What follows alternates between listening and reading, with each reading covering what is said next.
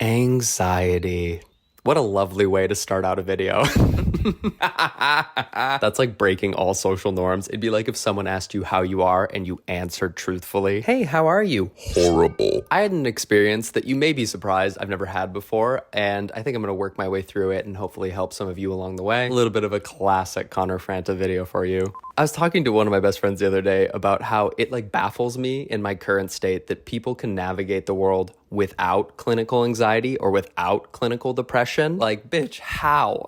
When, where, why, and how? It's beyond me. I just can't imagine experiencing the world without a little tease of existential dread now and again. And this time it really wasn't much of a tease. It was a big slap in the face. I've never had a full-on anxiety attack that lasted for more than a few minutes. I had one that lasted for roughly 10 days, and I'm not exaggerating on that. So here's my experience and all revelations from that. Anxiety is a lot like the submarine debacle of 2023, like exactly how you felt thinking about what it would be like to be miles under the ocean trapped. That do be the state of mind you are in permanently for sometimes apparently days on end. And for me, it was overthinking that led to me aware of my heartbeat, that then led to me thinking I was dying.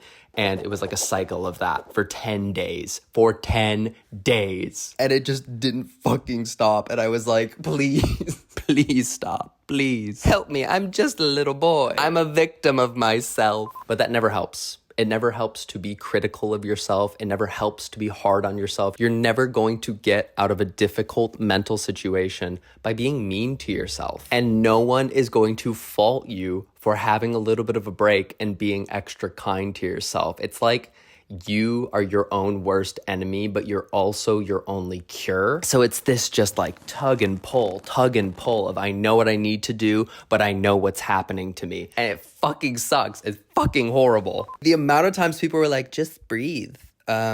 Just be nice to yourself. Just go for a walk. And I'm like, how about you just go fuck right off? Here's a tip for people with anxiety. Don't. Here's one of my favorite tips for people experiencing clinical depression. Stop. Thanks, Judith. Hadn't thought of that.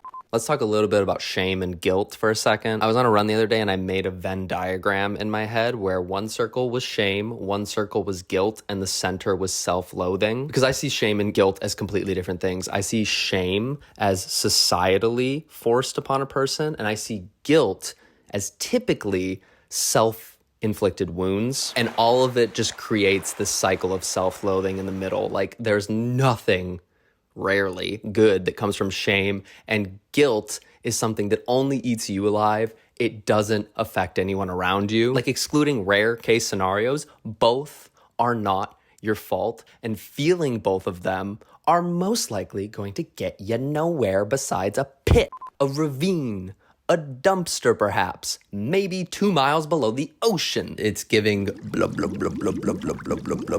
So usually when I start experiencing some act of self-loathing, I know that it's something that happened to me. It isn't myself. Usually when I get hit with a wave of depression or a wave of anxiety, I'm like, that's the world. That's me reacting to the world. That's something the world has thrown at me, and I am reacting a certain way to it. And something about that relinquishing of the responsibility gives me some sort of justice in that, like, it's not my fault. I'm just a victim. I'm a victim of this world. I'm just a little boy experiencing this hard, difficult, stressful world. Ooh, woo, woo, woo, woo. And something about that baby girl mentality eventually gets me out of the cycle. I am obsessed with all the cliches of this life, like how we are our own biggest critics and we are our own biggest saboteurs. Like, I don't leave the party critiquing the people around me. I leave the party critiquing every word that left my mouth. I get home from the party and I don't think about someone else's outfit or stories. I think about what I was wearing and what I was saying. And what's funny about that is that's what everyone else is doing, Judy. Respectfully, nobody gives a fuck about you. And that should not make you feel bad. That should liberate you. All of these self-inflicted wounds, shame, guilt, anxiety, not clinical. All this is not clinical, by the way. I'm not a doctor. This is not a psychiatry appointment. Going for a walk may help your mental health, but it's not gonna cure you of an illness. We know the drill. We know the drill. This is an intellectual haven. A 5 of theys, thems, gays, and women. Those feelings, those emotions, they're not actually yourself. They're not actually a reflection of the reality in which we live in. Listen, that doesn't help because they feel very real, but you know, there is some sort of sweetness in knowing they aren't.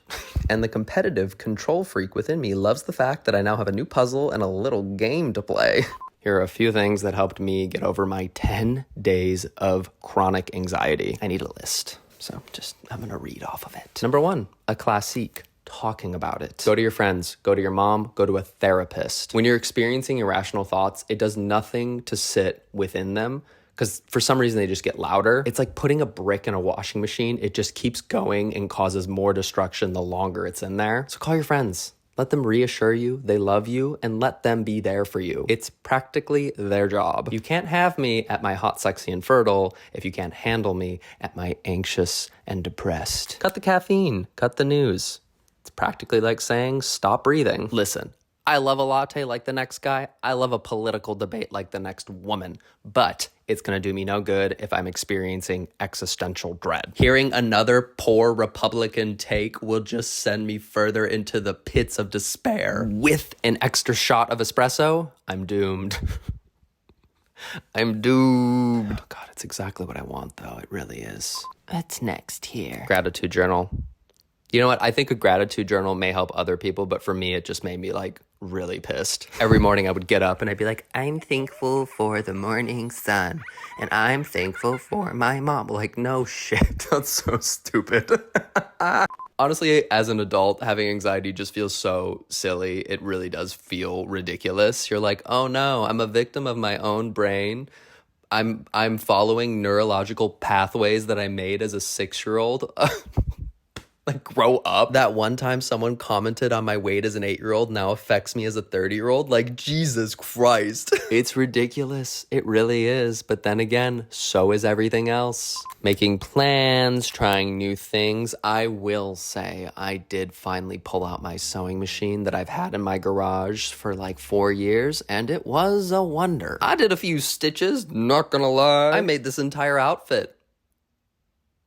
Is a lie that I just told you right now. Considering I wanted to run into moving traffic at the time, it did feel like a pretty big win. Exercise walks, yet again, feeling like an idiot telling you to not have depression or anxiety by going for a walk. It does help. It really does. Like, it does. It does. It does. I'm not gonna lie. It does. In the worst of it, like in my full loopy delulu, it would really just help to like go.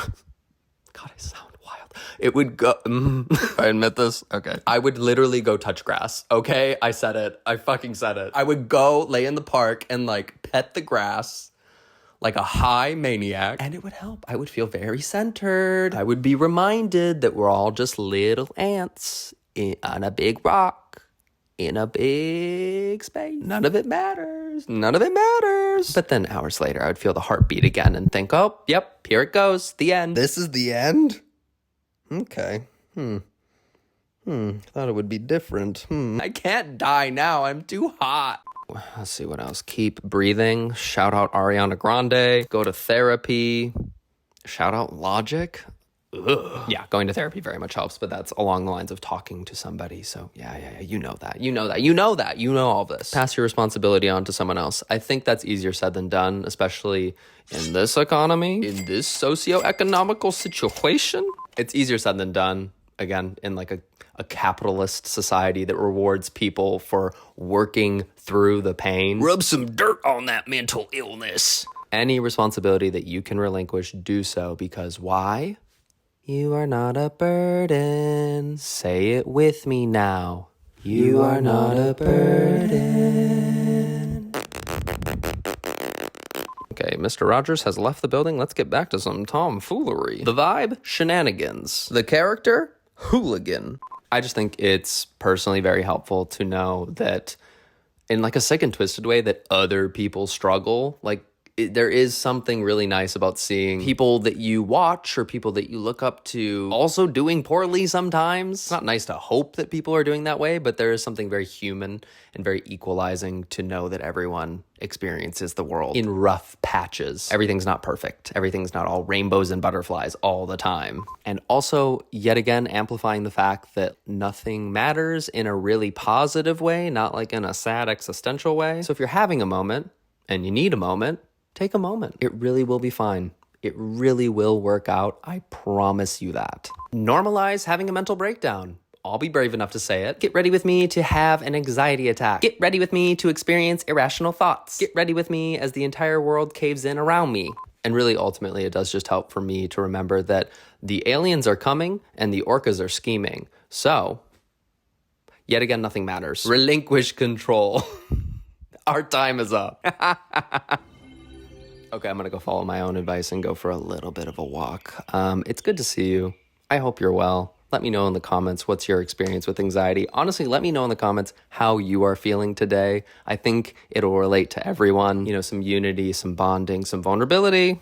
Let's get hot in the comments down below. If you want to go follow me on TikTok, that'll be down below. If you want to follow me on Strava and see my daily runs, also down below. And so is my letterbox for all my movie reviews. All of it's down below. Woo!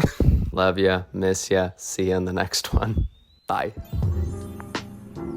Thoughts After an Anxiety Attack by a recluse gay man. Get ready with me to contemplate everything I've ever done everywhere all at once. You are not a burden.